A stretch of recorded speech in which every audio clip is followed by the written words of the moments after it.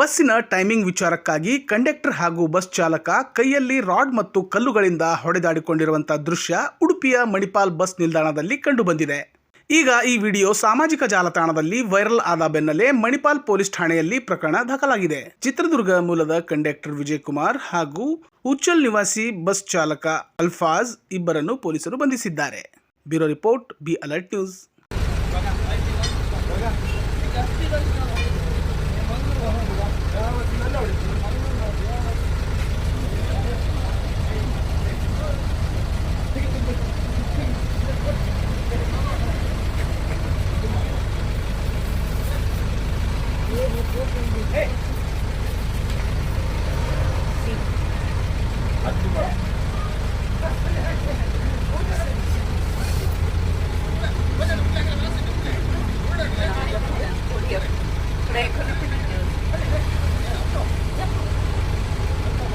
ಅಂತ ಯಾರು ಬಿಡಿಸೋರಿಲ್ಲ ನೋಡಿ. ಅಲ್ಲ, ಯಾರು ಕೂಡ ಬಿಡಿಸೋರು ಹೌದು, ಎಲ್ಲ ನೋಡ್ತಾ ಇದ್ದಾರೆ ನೋಡಿ. ಪೊಲೀಸ್ನವರು ಇವರು ಯಾರು ಕೂಡ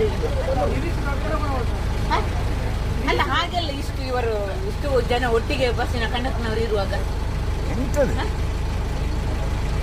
ಇವರೇ ಕಿತ್ತಾಡಿಕೊಳ್ಳುದು ಯಾರದೋ ಬಸ್. ಬರೀ ಒಂದು ಟೈಮಿಂಗಿಗೆ ಇಷ್ಟು ಗಲಾಟೆ.